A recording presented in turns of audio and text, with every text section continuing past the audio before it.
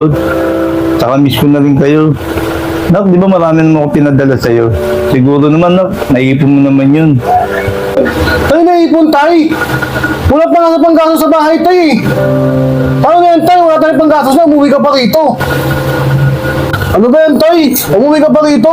Alam mo naman may ang buhay sa Pinas? Ano yung panggastos natin yan, tay? Ano ba yung Chris? Ang ingay nyo rito? O, tol! Dumating ka na pala! Biniglaan mo naman kami, tol. Paano ba yan?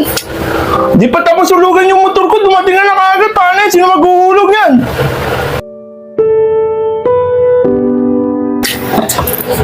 Tol, alis muna ako. Maghanap ako ng trabaho. Kailangan ko maghulog sa motor eh.